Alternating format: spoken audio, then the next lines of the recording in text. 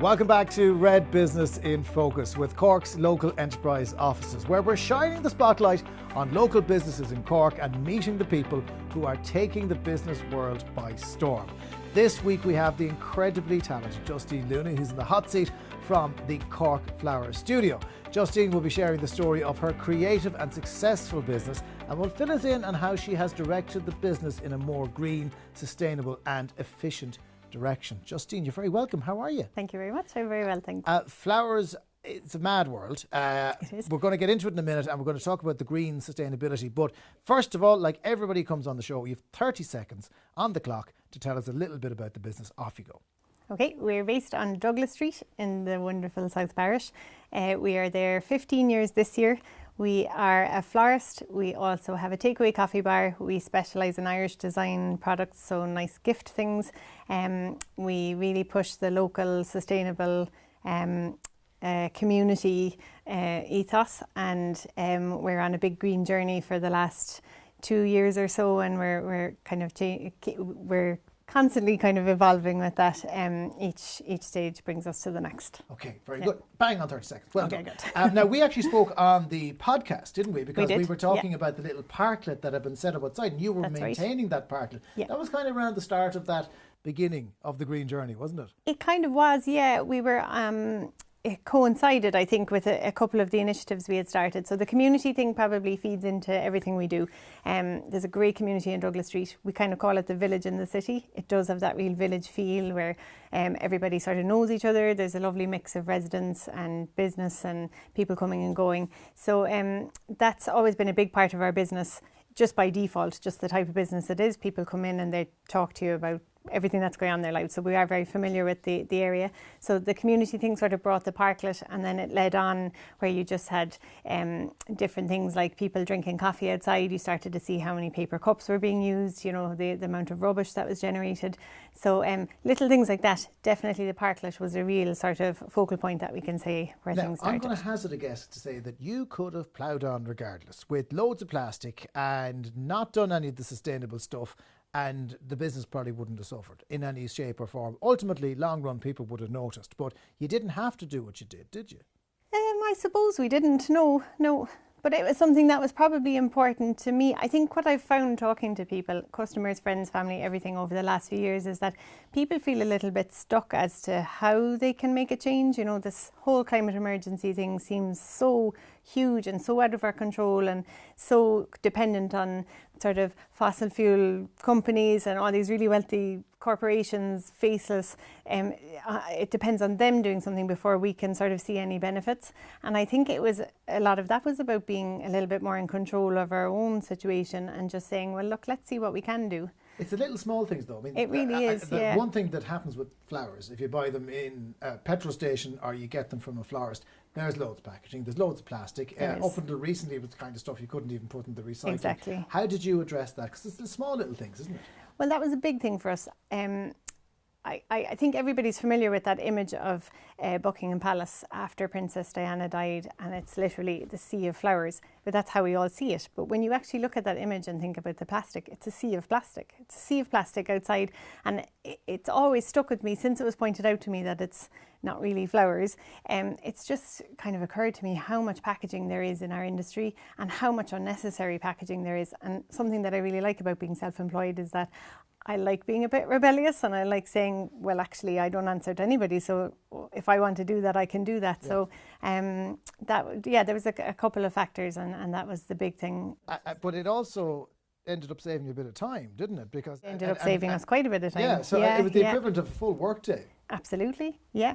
So with flowers, you'd notice that you have these plastic sleeves. Usually you put some paper inside them just to kind of make them look prettier. Then you wrap a plastic base to sort of create a bubble, and you fill that with water, and then you make a cardboard box, and then the bubble sits into the box and you tie a bow on it. And people don't think about the amount of time that takes, but actually each one of those probably takes up to kind of 20 minutes or so to complete, to make the packaging and to wrap a bouquet.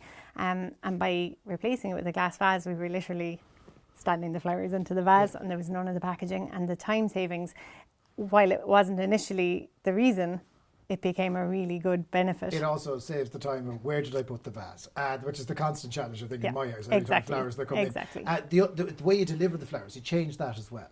And that saved you on fuel. Yes, we started using, so we got a cargo bike just before COVID hit. It was probably about February, and we had found city centre deliveries in particular, while we're so close to the city centre, they were taking forever because you've got like one-way systems, you've got traffic, you're trying to find a loading bay. You're on Douglas Street, which is exactly, a very, very difficult street to navigate. Yeah, so we do deliver all over the city and suburbs, and obviously you do need the van to go that bit further, but we decided we'd try out the cargo bike.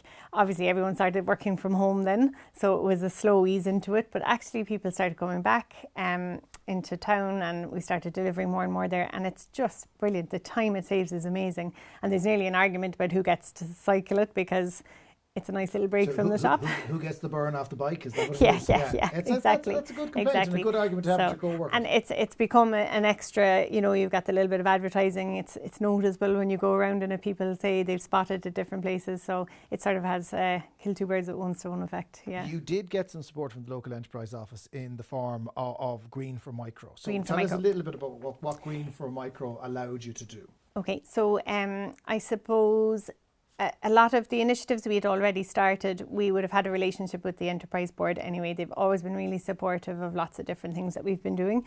So once they knew the different ones, different things that we'd already started ourselves, they told us about the Green for Micro programme, which we signed up to, and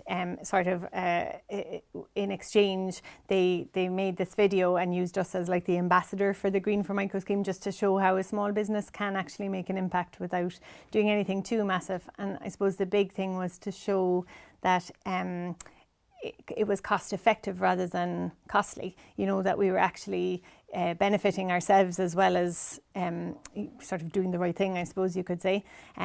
So then they organised it. So basically what they did was they asked us where we needed help, because we had achieved so much sort of by ourselves, but where we needed help. So I suppose one of the big things for us was like energy costs. That was one thing that we hadn't looked at, and what were we doing wrong there. So they set us up with a mentor who came and did a whole sort of survey of the building, of all the energy we're using, of our whole setup, how we dispose of things, our green waste, our electricity consumption, lighting, obviously heating, all of that kind of thing, and then came back with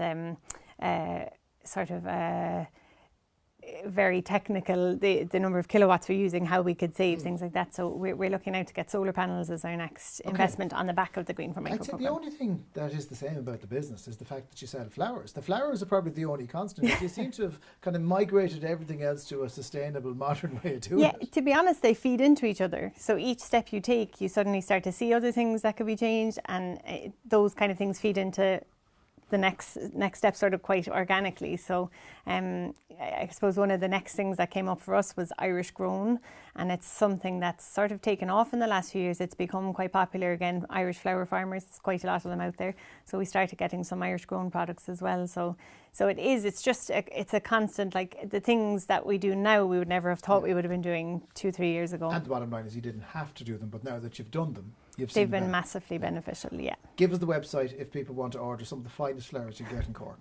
So it's corkflowerstudio.com. Justine Luna. Simple as that. Thank you so much for joining us. Thank you very much. Thank you. Join us next week when we'll be speaking to Benny Musa of Benson's Menwear about his successful business and his passion for textiles. We'll also be chatting to him about how they stepped up during COVID-19 to put the community first in their business. See you next week on Red Business in Focus, with thanks to Cork's local enterprise office.